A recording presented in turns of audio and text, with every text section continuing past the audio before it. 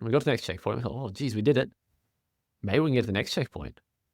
This was almost this race where we never actually expected to, like once we started and sort of ran into that problem, we never expected to finish. But that was Xavier Shay. He's the CEO of Up and the Chief Digital Officer at Bendigo Bank. He started as a coder, scaled teams at Square in San Francisco, and now leads at the intersection of banking and tech. Today we get into building systems that let people do their best at work, why consistency always beats intensity in both running and leadership, and the 3-day ultra he ran with his dad. I'm Jason Hunt. This is Execs Who Run. Let's dive in. Welcome along to the show, Xavier. How you doing? Good. Thank you for having me. I'm quite looking forward to this conversation because you have a fascinating background and a fascinating view on a lot of different things, and I think it molds nicely into what the point of this podcast is. But what I want to start with is you telling me about your last run. My last run would have been, my last good run was probably, I did a half marathon recently, which was actually kind of funny. I signed up for it without really paying much attention because my target race this year is Melbourne Marathon in October. Mm-hmm. And I was a bit far out from it. I'm like, I need a half in the middle. So I signed up for this one. Just like, squinted, that looks about right. It's a local half, whatever. Anyway, the day is rolling around. And the week before, I was looking at my training from my coach, and my Saturday, my long run was like just an easy half-hour run. I'm like, why don't I have a long run this week? It turns out I actually signed up for a race that was on a Wednesday. And I don't know how that happens. It didn't even occur to me that was a thing that happened. Like, I didn't even check. That existed. So I was like, oh, well, no, okay, I can get behind this. Like, Wednesday, get it done before work. Just don't need to faff around. Don't lose my weekend. Seems pretty good. And then it turned out that I had to commute up to Bendigo on the Wednesday and couldn't do it. So I ended up doing it the day before, just by myself, solo. And so it was a bit grim, actually. But the run itself went great. It was more, I wasn't going all out, but it was just okay, can I still run a half marathon at a decent pace and feel okay about it? And yeah, I did. So I got a bit of a stitch in the back half and had to stop for 20 seconds. But apart from that, it was fine. Yeah, nice. And we are, God, must be 10 weeks out from Melbourne Marathon now. Yeah. How's the training going for that? Well, I started the block feeling really healthy. Basically started the block with that half and was like, this is going to be great. And then the last 2 weeks have just been dealing with a niggle in my knee and haven't been able to train properly. So that's kind of annoying. And you sort of, you go through that phase where you're like, I'll just take a day or two off and it'll be fine. And then it doesn't really come fine. And then before you know it, it's been a week. And you're like, I actually have to do proper rehab, don't I? So I'm in that. I think I'm through the denial phase now and figuring out what I need to do about it. But still far enough out of the way that it'll come good. It's not that bad. And I've still got a number of weeks. So still should be all right, I think. I think it's something every runner struggles with, trying to find that balance of how to deal with little niggles, but that's all part of the process, which is cool. Well, I want to dive in. We're going to come back to running, obviously, because that's kind of what this podcast is about. But I want to start with your career because I think everything ends up intersecting, and there's just this kind of beautiful connection between the both. But how would you describe yourself as a professional, or even how you started your career? I would say that I'm a software engineer who fell into management. It's probably the shortest way of doing it. So I started as a programmer working for a number of startups around Melbourne. Redbubble, which is one of the ones that's still around, and The Conversation, also still around. So we're sort of early there, just as an engineer writing code. Did that for a while, then got the opportunity to move to San Francisco to work at Square. I kind of went through this before that, I took a bit of time off because I've been a programmer since I was a kid and had this bit of I've just sort of fallen into it by default. Like, is this what I'm doing? Is this my career? So I took a bit of time off and through that decided that, actually, I really like this. This is what I'm doing. And if we're going to do that, we may as well do a stint overseas where it's all happening. So intended to go to San Francisco for a couple of years, ended up over there for 7. And as part of that, actually pretty early on there, Square was going really quickly and got sort of nudged into management, which I didn't think I'd be into. And then ended up doing that and got quite senior there and realized that actually I'm probably better at this than I am at being a good engineer.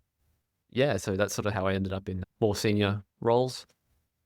When I moved back to Australia, so this is now about 6 years ago, I was sort of looking around because I've been at Square for 7 years, and that's a long time for me to be somewhere. Mm. I was like, I don't know what I'm feeling. I interviewed for a few roles. I'm not really feeling it, but I had some people I've worked with in the past who were working on this new digital bank called Up, and I thought, and that was a small team. And so I sort of hit them up and said, hey, I'm still trying to figure out what I'm doing with my career. But in the meantime, could I just come and, build some cool shit with you guys? And so I ended up just going back to being a software engineer for a couple of months. And the intent was just to do that for a bit. And Up was growing, and started looking around and having lots of opinions about, hey, well, if we're going to scale the team, we need to be doing this, and this, and all that. Through all that process, the co-founders of the business had started a small team, wanted to be running a small team. They didn't want to be running a big team. And I'm like, well, I know how to run big teams.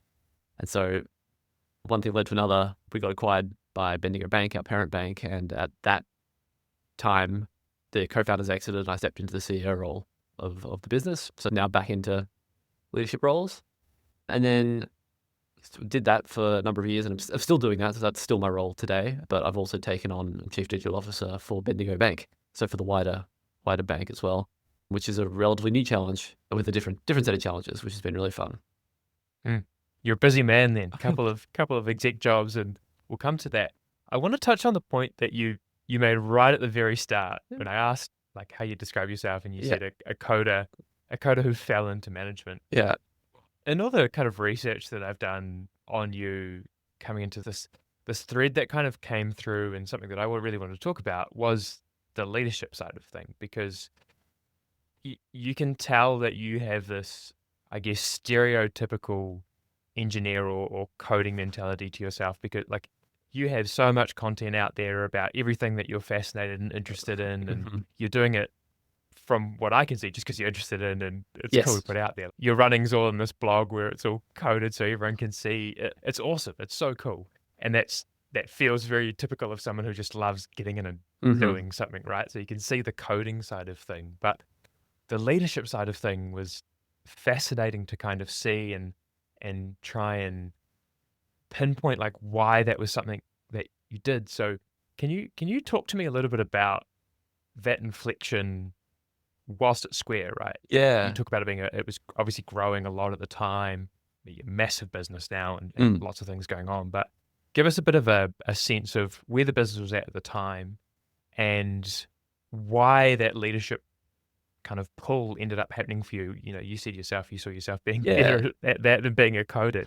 Dive into that for me. Yeah, well, I mean, and that realization was actually a bit of a shock to the personalization, to be honest. But no, so a bit of context. So Square was about 150 people when I joined.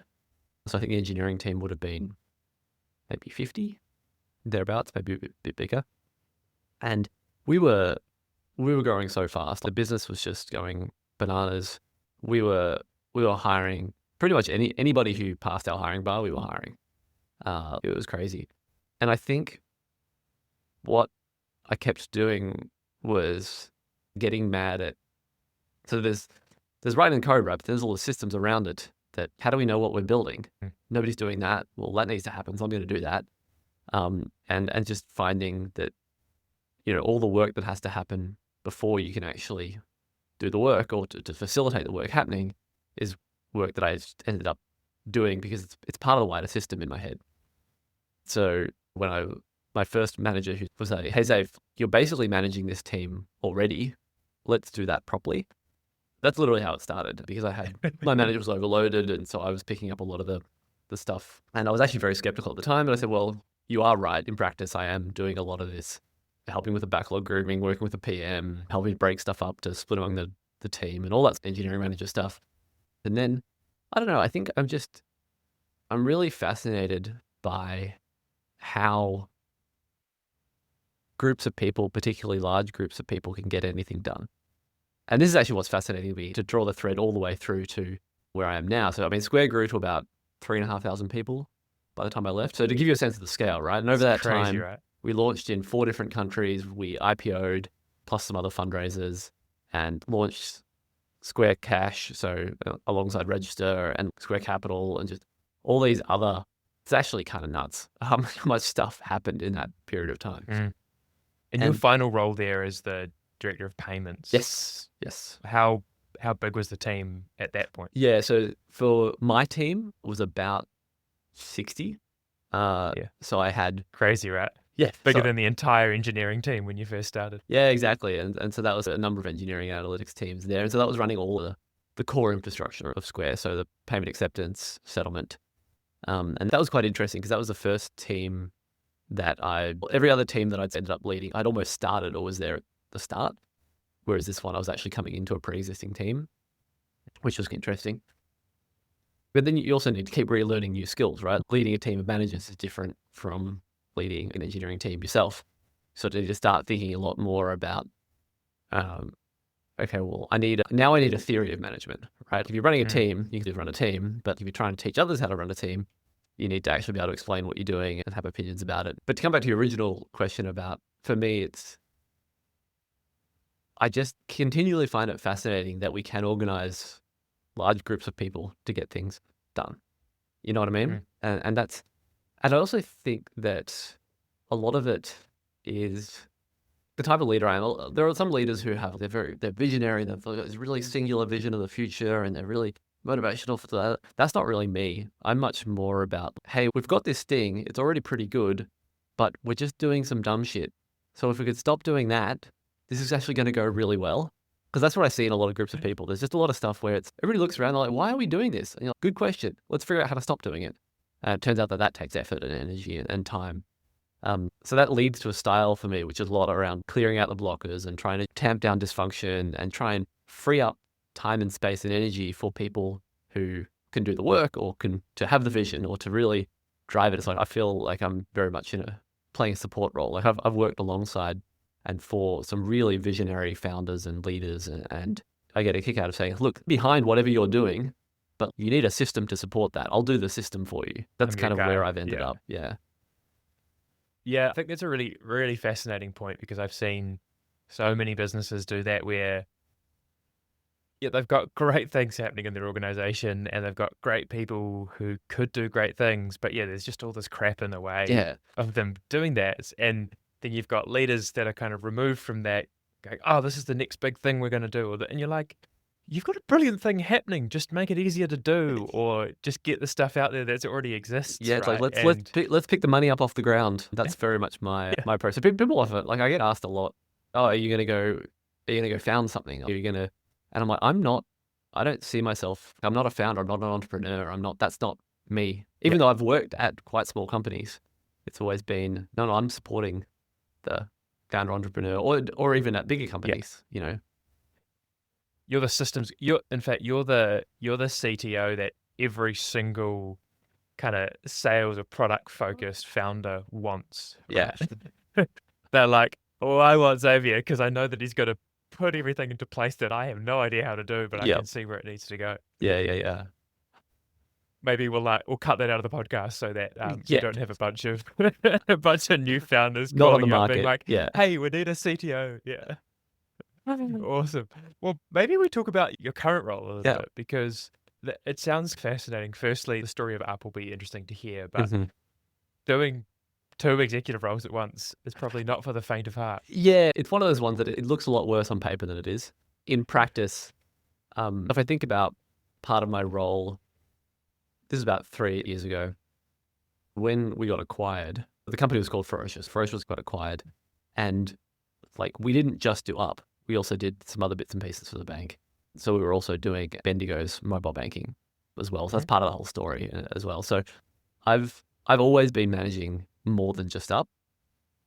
In some ways, the digital officer role is more recognizing a lot of work that I was already doing. It was sort of already in scope. Now, that said, there is a different level of work and accountability that comes with being an executive at a public company. But then that's the other thing. As CEO of Up, I wasn't actually that was more of a title rather than I wasn't reporting directly to the board, for example. I was reporting to one of the other Bendigo executives. And so in some ways, the CEO title was actually not quite a CEO role, but then also the digital officer, I was already doing some of that. So it's, not quite as big as maybe it looks on paper, but it definitely has been. This is the first time I've been an executive at a public company. So that has been just different scale of looking at things and how that all fits together. Is there a conflict of style and approach? You've got this public company that is a bank, which notoriously traditional operating environments, and then you're in this digital payments business, which is right at the other end of being this sexy, fast startup space. Well, I think that's the How do they come opportunity. together? I think this has always been part of the thesis of acquiring Faurecia a while back was, hey, actually, we think we can create a third thing that sort of takes the best of both. This is really where, if you talk to the board or the Bendigo CEO, they really see sort of the future of the bank is like, we need to reinvent the bank and how banking works. And I think in my role is playing a big part of that, is trying to figure out how do you sort of map these things, build the bridges between them, or figure out, because you've got the same, in my mind, it's actually still the same set of problems, right? We've got this bank to run. We've got a set of expectations from our customers expressed through the regulators that we need to meet. And a lot of the, I'd say, internal dysfunction that we see, and I'm not being particularly critical of Bendigo here, I think every company at a similar size would say the same thing. There's internal dysfunction, right? Yeah. A lot of it is we're doing it to ourselves. Now, we might have done it as a result of, oh, okay, how do we respond to this regulation or whatever? But a lot of the challenge at every big company is, how do you look at the things that you've done to yourself, and then how do you undo that? Or how do you figure out a new way of doing it? Or how do you, and so whilst the scale is different, I do think the overall approach is still pretty aligned. And particularly when it comes to technology, I think this is where the biggest thing that I'm trying to bring is a real appreciation of what technology can do to any business, but, in this case, to the bank. And then also that's great, but then how do we sort of build an entire way of working that can respond and recognize and be supported by technology? And we've actually got an extremely strong CTO at Bendigo as well. And the two of us work really, really closely. We're very, very strongly aligned. And we both have that same mission of how do we sort of, because the bank's been around for 160 years, right? So it's existed before computers and technology and that. How do we sort of help bring the whole thing along so that we can be a technology company as well as a bank? Sure. I think that's really important. Do you think that you're in a, as the banking market goes in Australia, do you feel like you're in a unique position to be able to do some of that stuff? So if I look at Bendigo, you look at what happens when banks acquire fintechs is usually after 12 months, everybody's quit. Like this is, and you look globally, that's what happens. It's pretty rare for a bank or large financial institution to acquire fintech or a startup and for it to actually work. You look at where we're at, 3.5 years post-acquisition, of the 56 people who came over at acquisition, 50 of us are still here, including pretty much everybody except one of the leadership team. So the retention has been really high. And so we know at the group level, we've been able to create an environment where this can work and we can actually have like two different cultures and start to bring them together and start to get the best out of both. So I think that puts us in a really strong position going forward. And then the fact that we are at the tail end of a transformation. So we've radically reduced and simplified all of our core banking systems. We're almost down to one core banking system. And I think we can be quite nimble given scale and where we're at. Yeah, I think we're in a really good position. We may come back to this because I think there'll be some connection, but let's talk some more about running. Yes. Because I think that's what you're excited to talk about as well.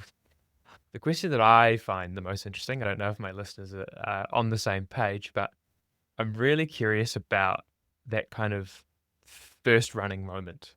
Why did you become a runner? How did that first kind of happen? So take me back to you becoming a runner. Yeah, that's interesting. I don't remember a moment, but I do remember like I played sport as a kid. I played field hockey, but I was never into it. Like I was basically took every opportunity to avoid sport or running, but I did play quite a lot of hockey, so it was kind of weird. I know I started running sort of midway through university, and I know that my dad got into running in his 30s. He's always been sporty, but running became his thing. I know that Dad was running, and that probably encouraged me to do it a bit as well. but it didn't stick. I'd run a little bit, and I think I did a half. I did a few races, but I ended up going around and got into climbing for a bit and got into CrossFit for a bit and ended up getting into exercise. But then it was probably when I was in San Francisco early on, I've been doing powerlifting, and then I'd gotten into CrossFit. So I've been doing CrossFit, and I just tweaked my shoulder just a little bit. And one of my mates at work was like, "Oh, hey, you should come along to this running club." I'm like, "Okay, well, I can't lift at the moment, so I'll go." And I went to this running club, and it was almost like coming back. I'd always still been running bits and pieces, but I was like, "Oh, yeah, no, this is my thing. I've been doing it for a while. I've tried all the other things, but this is my sport. This is my community." So that was the Golden Gate Running Club in San Francisco. And I think since then, that's in my head, I've been consistently running since then, if that makes sense. So previously I was running bits and pieces, whatever. But since that's when I'm like, no, this is what I do. What was the running culture in San Francisco like? Oh, I loved it. I mean, it was like everywhere, right? There are multiple, but the one I was in, it was a very social club. We were usually the club that was sort of dressed up or making fools of ourselves. We did a lot of like trips away and relays, and yeah, it was just fun. Late, like we had, I remember the Sunday run was at 10 a.m. and I was like, this is absurd. This is absolutely ridiculous. I'm already done by then. And our regular night was Wednesday after work, doing track work. But that said, it was actually really good because we'd go do a track session and then go out for dinner, which was awesome. So it actually really helped build that social thing. So it was really social. I'm still really good friends with a heap of people from that club. And I'm comparing that, I've got some really good friends in Melbourne from clubs as well. But when you're doing a track session at 6 and then afterwards you got to, which it actually suits me. I much prefer working out in the morning. But then, you're doing laps in the dark and then I go off to work. So it takes longer to build those social bonds because, at least I'm not hanging around for coffee or breakfast. It's not what I end up doing. But yeah, I loved it. And just particularly San Francisco, there's so much good, like you're so close to so many good trail. There's also good road running. There's actually good cycling as well. And the weather's great. So pretty spoiled over there actually. It was really good. Imagine you become a pretty strong runner. It's not a particularly flat spot, is it? No, it isn't. But you definitely, actually, I think I've actually written a post on how to do a long run in San Francisco without having to worry about hills. There are some places, but yeah, definitely. I remember going over there and just hating hills, and now I can't get enough. I mean, I end up doing a lot of trail running as well, which you can't get into trail running if you don't like going up hills. Although mostly I like coming down them, to be honest. But yeah, no, it's very cool. And where do you sit on that? Because you do both. Yeah. The trail versus the road side of things. What do you think about yourself as a runner when it comes to that? Yeah, I really just like both. I just get very different things out of both of them. I feel like, road running, I'm running a bit faster, and I feel like there's a lot more of pushing myself against the clock and like, getting your splits right, and that I sort of like that aspect of it. And then trail running, I mean, I like just being outdoors, and I've done a lot of solo hiking, and I like time outdoors by myself or with people, but by myself as well. I'm very comfortable going out for a run all day by myself, but love downhill running on trails. It's just so fun, but it's a very different experience, right, to running a fast 5K. But also they're hard in very different ways. Doing a marathon, honestly, even doing a 5K is hard you're really at your physical limit, and at some point you just break and you can't go any faster. You can keep moving, but you're not hitting your splits, right? That's very different to, can I keep my legs moving for 12 hours? Yeah. Like they're actually very, very different. And so I think people get confused about that. They're like, wait, so you're saying a 50K is easier than a 5K? It's like, well, it depends how hard you're running it, but like, or doing 100K, it's just a very different experience. So that's kind of why I like both, because there's different challenges, and different challenges, different settings. Funny you bring that up. The first guest on my podcast, and then the clip went a bit viral. He does both as well, and he kind of made the comment being like, running a fast marathon is so much harder than running 100K. Yeah, absolutely. Yeah, but the amount of trail running. The trail running community did not like that, and they I can't compare the two, and like, well, he can compare what he wants. It was a fascinating little insight into that world. Well, yeah, I think it's definitely they're just different hard.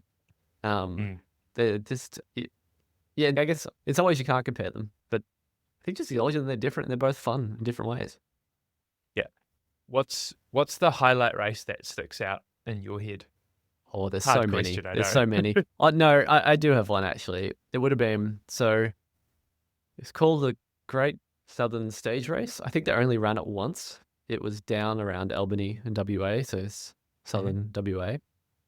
And it was sort of along the Billabong track down there. It was a 3-day race. It was about 200, just over 200 Ks all up. So I think it was like 70, 50 or... And I was actually must have been a bit more than that because it doesn't add up. But either way, that's sort of ballpark, right? So basically 3 pretty big days. And what makes that special for me is I actually ran it with my dad, and my mum came over and crewed us. So it was a bit of a family affair. And this wasn't that long ago. This is probably 3 or 4 years ago. That was a highlight because it was just special to do it with him. But I think it was also kind of special because that is actually the hardest race I've done. Because we started out and we sort of got to the first checkpoint, and then Dad's leg went and he couldn't really run much anymore. And so we ended up basically hiking a decent chunk of it. But so there were 3 checkpoints a day. And I remember feeling like, okay, well, I don't see how we can finish the day, but let's see if we can get to the next checkpoint. And we got to the next checkpoint. We thought, oh, geez, we did it. Maybe we can get to the next checkpoint. This was almost this race where we never actually expected to, like once we started and sort of ran into that problem, we never expected to finish. And we actually never expected to get to the next checkpoint, but it just kept being, well, we can get to the next checkpoint. We can get to the next checkpoint. And for me, that ended up, because I'd done very little hiking training, so that ended up messing up my Achilles, something chronic as well. And so we finished day 1. Day 2, we pretty much walked the whole thing, came in right on cutoff.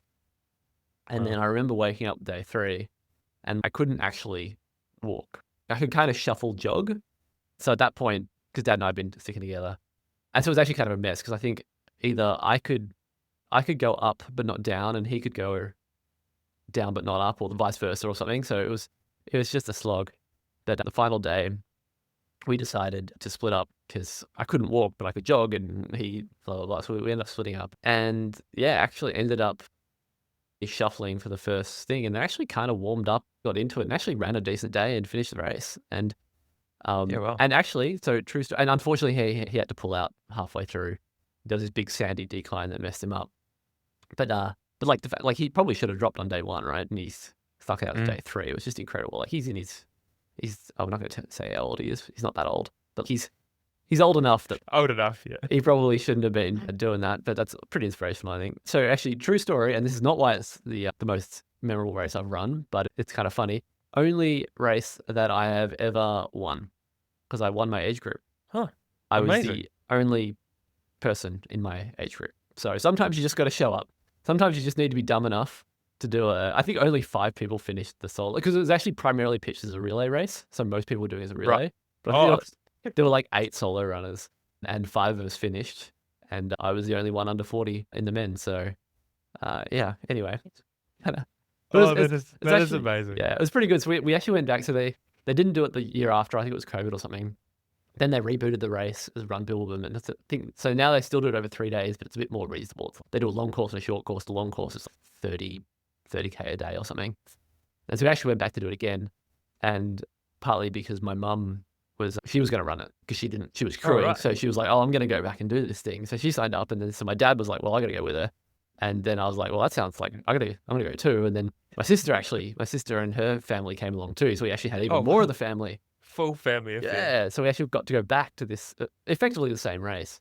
But then Mum injured herself and couldn't run. So now we have to go back and do it again. It's going to, I think it's happening later in the year. So yeah, so it's got a lot of good experiences down at Albany. It's very cool. Are there a few more lunatics that turn up now to do the solo race? Or? Yeah, well, it's much more. Also, they don't do the relay, so now it's just solo. And so the short course is, I think, I don't know, 10, 15 a day, and the long course is 30, 35 a day. So it's sort of much more approachable than 70 a day. Yeah, for sure. I love it. It's pretty cool. Yeah, and cool getting to do that race with is your sister quite a big runner as well? She's just gotten into it in the last year or two. So she's always been sort of body fit, quite like that sort of training. Yeah. But yeah, she's taken to running really well. She just set her 10K PB on the weekend. She's super awesome. Nice. She's almost under 45. So she's been working really hard on it, and that's pretty exciting. Now we can run with her as well. And it's pretty quick for someone who's not been running for that long. That's Yeah, pretty exactly. epic. Yeah, she's taken to it Yeah. really well. Very cool. Very cool.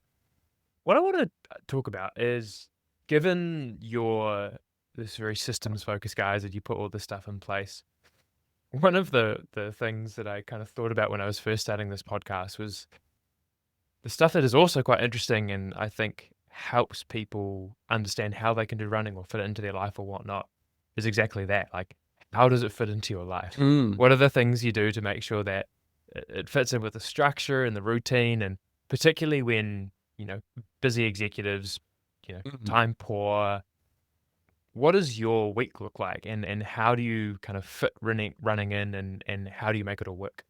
Yeah. So I will say that I'm kind of playing on easy mode. Like, I don't have kids. I don't have a Yeah. long commute. So a lot of the things that take up, yes, I have a job, so does everybody else. So my other constraints that I'm solving for aren't very Not too hard. bad. Yeah. And I like running in the morning. That works out really well for me. So usually I get up at, let's say I've got to run for an hour and a half. I can get up at 5:30, sort of be done by 7:15, and I can get to work by 8. So that's typically I usually train 5 or 6 days a week. So that's what I do during the week. And then I've got, I run with the club Tuesday mornings and every other Wednesday. And so Tuesday mornings we meet at 6 a.m. So that fits, right? Then, and then just long run on Saturday with another club.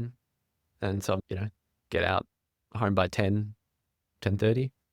So yeah, for me, I've never felt like I had to fit running in. I actually have in my mind, things are quite simple. So I've got running and I've got work, and then I've got maybe one other project, and then my relationship. That's the wrong priority order. But those are the 4 things. I won't make you to put that in the correct order. Yeah, no, but like those are the things that I know fit, if that makes sense. Like, I know if I have 2 projects, I know that doesn't fit. But I know that I can fit in running, work, project, relationship, like those 4 things that fits. And so as a result, I don't really need to do much Tetris or whatever to make it all work. I do love this kind of this boxed approach to knowing what works and what doesn't, and Yeah. it does take time to do that though, right? You say it so simply now, but well, I know it's for me. This is actually a big revelation to me, because particularly when I was a bit younger as well, I was filling everything. I was like, and I was very much no downtime. Don't like hustle thing. It's like, I'm going to work on this project. I'm going to do this project. I'm doing this, and then I'm going to get up at this time every day. I'm going to do this and this and this and this and this. And I'd go through cycles of burnout. Whereas now I almost see it's like, look, if I'm doing those things, then don't try and do an extra thing.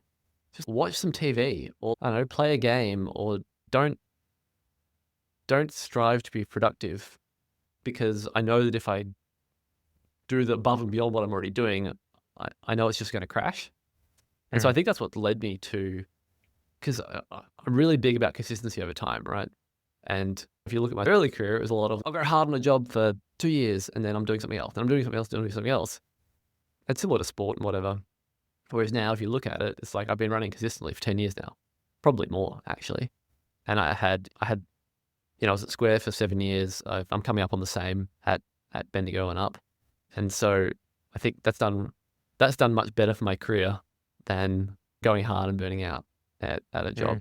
And it's done much better for my running. A lot of people say, oh, wow, Xavier, you're so fast or whatever. It's like, I'm not fast at all, but I've had 10 years of consistency, right? That's just slowly, incrementally just gotten better, learned more about training, learned about this. And yeah, I think a lot more about knowing myself and knowing that this is what fits and this is what I can do consistently. And even if technically I can maybe do more, I want to optimize for being able to do it consistently rather than trying to shove in an extra 10% and then falling off. Running is the most pure metaphor of that exists, right? 100%. Like, I even look at, actually, it's just kind of a bit ironic given that I am dealing with a small overuse injury at the moment, but like, that's extremely rare for me. Whereas when I started out, I'd go super hard. Yeah, I'm going to run 100K weeks. Like, I can't run 100K weeks. I haven't built up to that. And I'd injure myself. Whereas now, and working with a coach has really helped with this part as well. But I've had exceptionally few overuse injuries from the last. Like if I look at if the things that have put me out of running over the last 5 years have been non-running related injuries. I pulled my back doing something different, and that put me out for a bit. But that had nothing to do with overuse, right? Mm.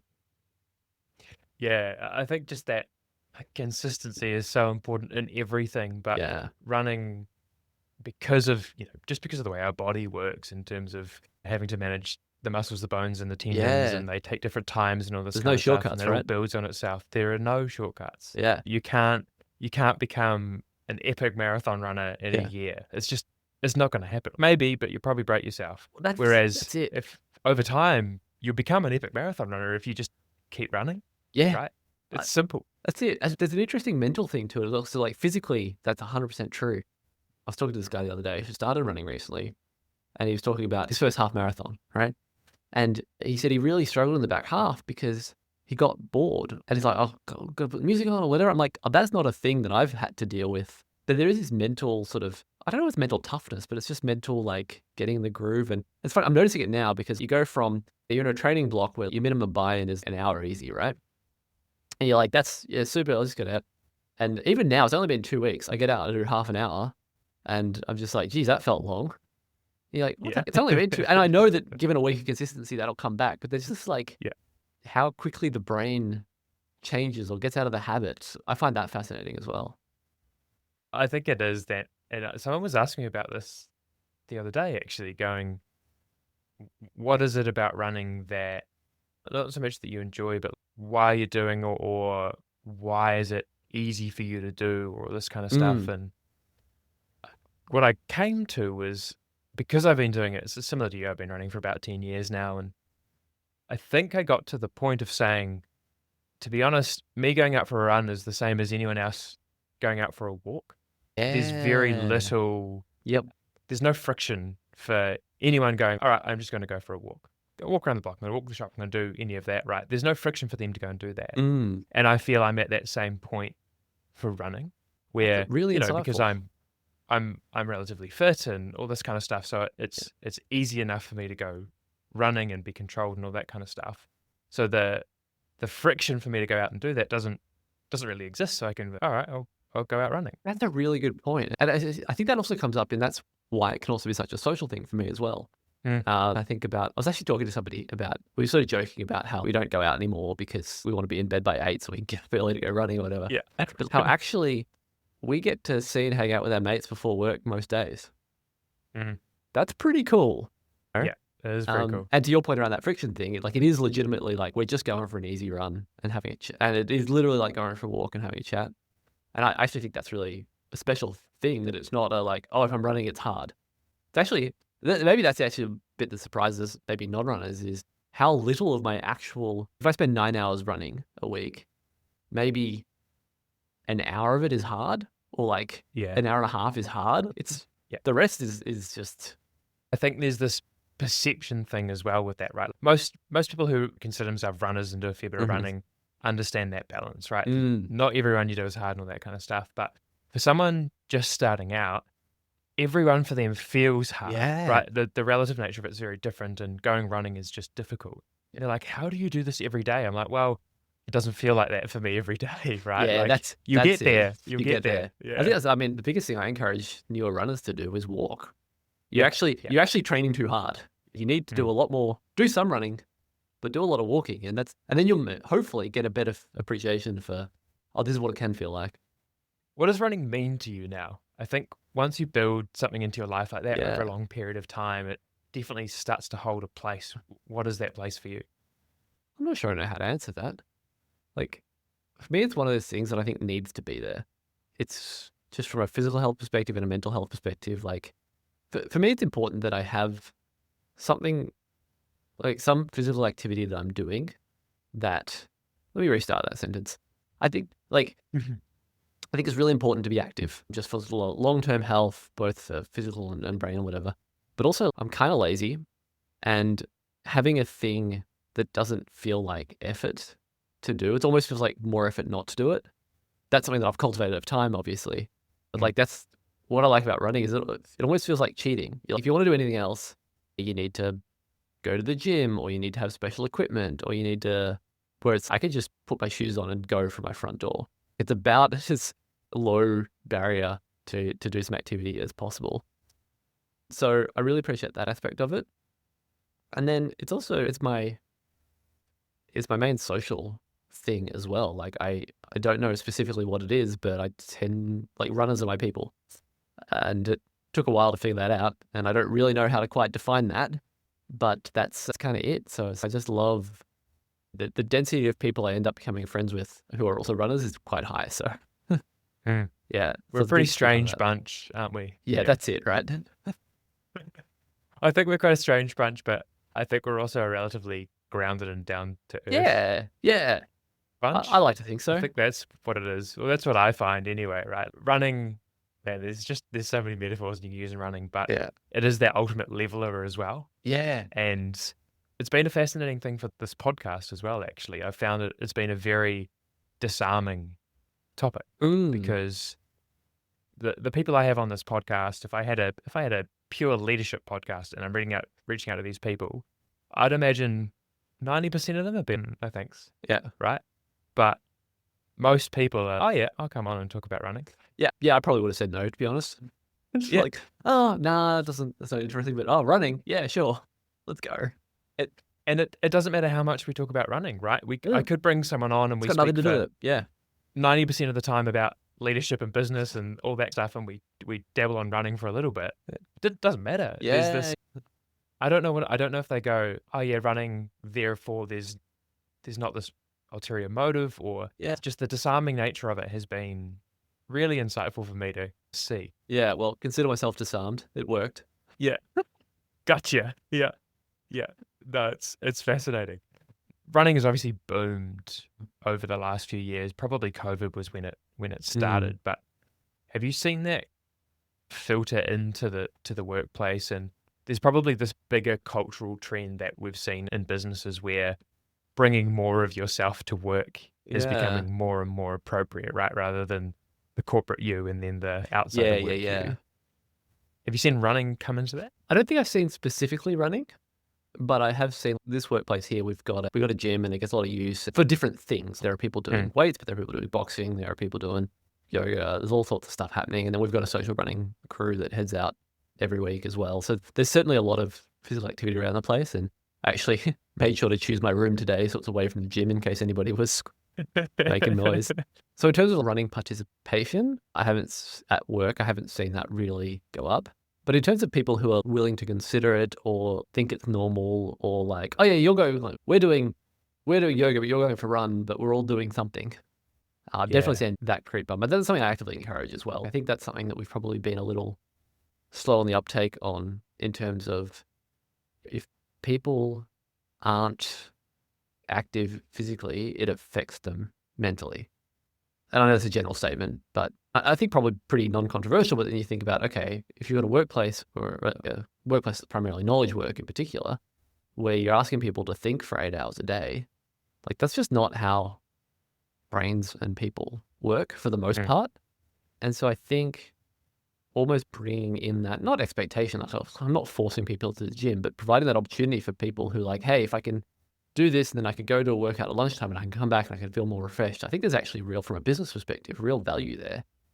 But it also ends up being really good for people's well-being and satisfaction and how they feel about work as well. So yeah, I think we do too much of, like, all right, you're at work and we need 8 hours at your desk. And it's like, that's not helpful. So yeah, I think bringing that sort of idea of activity, and even if it's just going for a walk, because that's the other thing you get from it.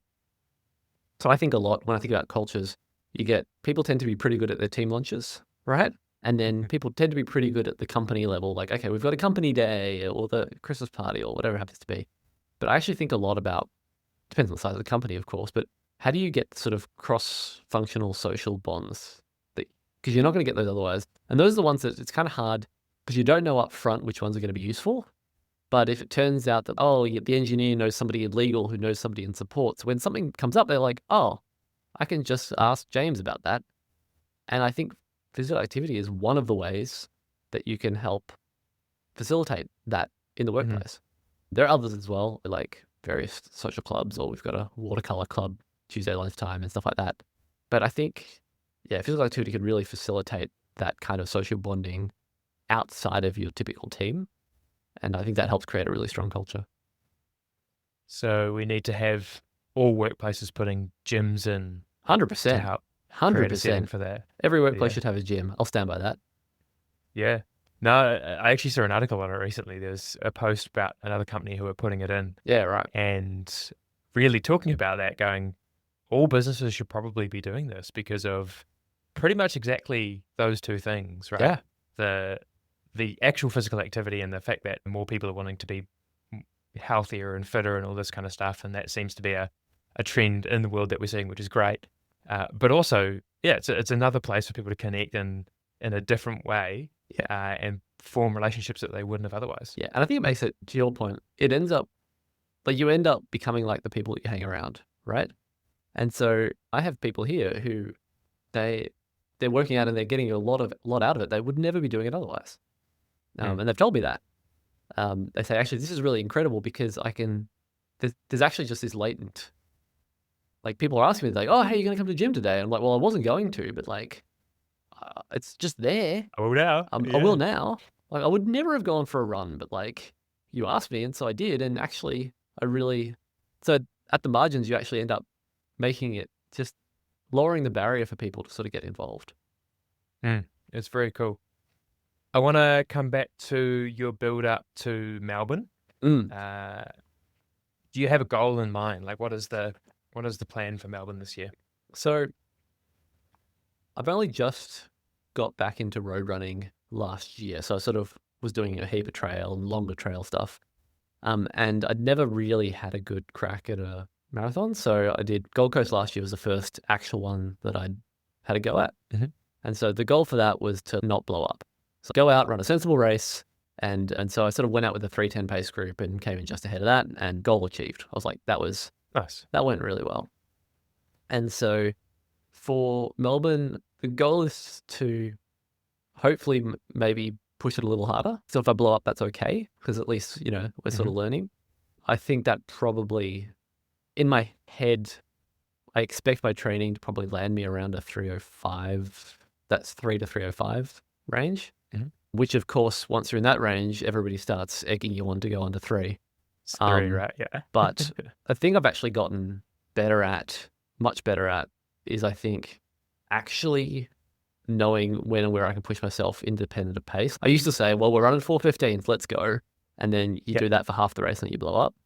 I think now I'm much better at, okay, where's my heart rate at? I know that if my heart rate's sitting in this particular range, I know I can hold that. And so if that happens to be putting me on, 3-hour pace, great. But if it's putting me on 3:10 pace, that's what I'm running, because I know I'll blow up otherwise. So it's a bit weird when I think about my goals, because my goals are actually consistently train and get to the point and then run a sensible race, which maybe isn't reaching for the stars, but I guess that's where I'm at my running journey at the moment. I think, and that's probably actually come from, I think not all, but most of my PRs have come from that approach, where it's like, hey, go out, and then I'll get 2/3 of the way into the race and be like, hang on a second, I've got a shot here. And then you give it a nudge at the end, right? Because I'm just racing against myself, right? I'm not racing against other people. Yeah. So that approach tends to work pretty well for me. It also takes a lot of the pressure off as well. Because it's like, you go out and you're like, oh, I'm going to run 4:15s and I ran a 4:19. And you're like, yeah, but was my watch wrong? Or blah, blah, blah, blah. I know, you can just get in your own head with that sort of stuff, right? And when at the margins, I think I'm much better off like, okay, I'm in a comfortable zone. Am I feeling okay? Is my heart rate looking good? And just a race to that. So, but yeah, at this point, get the knee healthy and get back onto it is my short-term goal. Got to get those little things sorted, right? Like getting to the start line is always the first goal, right? Yeah, and maybe that's actually, I think, more my goal now. I'm not really motivated to run fast races or run long distances anymore. Like, I want to do it, but I'm actually much more motivated to make sure I've got running as a core part of my life. So actually the big win for me this year is like, how consistently am I training through winter? I actually think that's the real goal. Because I think everybody's been through this where, you got a good training, you have a race maybe in April or whatever, you take a bit of a taper and then you're like, geez, it's pretty miserable outside and it's really dark.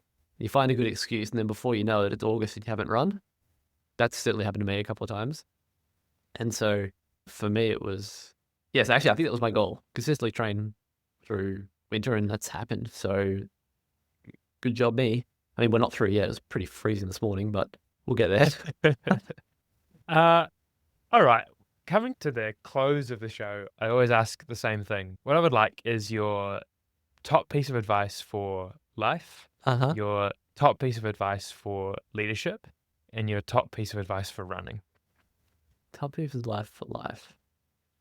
I'm going to say the thing that worked well for me, knowing it's not going to work well for other people, but around 15 years ago, I decided that I was going to read part of a book every single day. And that habit I've basically stuck to, and that's, I think, been the single most impactful thing I've done in my life. There's so much, and sometimes it's a couple of pages, right? And it's a book. It's not a random blog post or whatever. It's actually something that somebody has put a lot of thought and time and research into crafting. And as a result, I've just had so much exposure to knowledge and ideas, and not just nonfiction. I was going to say literature, but also sci-fi and fantasy, and it doesn't really matter what, but I've learned so much about running, and most things that I've learned, I've had a couple of really strong mentors, but the bulk of the things I end up applying, I've learned from books. Now you can't just learn from books. Like, books give you the ideas, but then you actually need to learn from practice. But that would be my life advice, would be develop a reading habit. That's worked really well for me. For leadership, maybe my advice there is really put your people first, and that will pay off. And so an example of this is if somebody comes to you and says, "Hey, Dave, I'm looking at taking on another job," your first instinct should be, what is the best for this person's career? And how do I help support them in that? And if that's taking a job somewhere else, I'm giving them references, I'm helping them out, right? And then I'll figure out how to make it work. Yeah. You do that, two things happen. One, half the time they boomerang. And two, people come and they actually tell you when they're thinking about leaving, as opposed to just saying, "Here's my 4 weeks, I'm done." Yeah. And so it's one of those things where I do think it's the right thing to do, and it's the right thing to sort of, but it ends up leading to good business results as well. So that's one example of that advice, I would say, because ultimately there are humans doing work. And I actually remember I was talking to somebody from describing a different company they worked at, but they said, this was the first company where I actually just felt treated like an adult. And for me, the fact that that is actually a rare feeling in workplaces is mind-blowing. So much of how we run our workplaces are effectively treating adults like kids. I think there's just so much opportunity for leaders to do better in that space. So that's probably my leadership advice. And my running advice, I don't feel at all qualified to give. But yeah, it's probably consistency over time. It's honestly probably applies to the other two as well. But it's any particular run doesn't matter, but all the runs in aggregate matter. That's a very poignant piece of advice. I think it's certainly resonates with me, and it's certainly something I bang on about a lot of the time. Yeah. Doesn't actually matter what you're doing, just go running and just keep doing it in a sustainable way, and that'll make you a better runner, right? Yeah. We overcomplicate the hell out of it sometimes, but yeah, I think that is the simple truth. Yeah. Well, it's been a pleasure having you on today. Thanks for having me. The it's been great. Yeah, I think some very interesting insights, some good tidbits of advice. You've had an interesting career and interesting bits and pieces that have been in there. So it was very cool to get to dive into just a fraction of that at least. Yeah, my pleasure. It was a lot of fun. Thanks for listening to Execs Who Run. If you enjoyed this episode, please follow or subscribe wherever you get your podcasts. And better yet, share it with a friend or colleague who runs as well. You can find more stories and episodes at execswhorun.com, or follow us along on Instagram or LinkedIn. Just search Execs Who Run. Also, you can join our Strava group to connect with other listeners on the run. Thanks for tuning in, and I look forward to bringing you the next conversation very soon.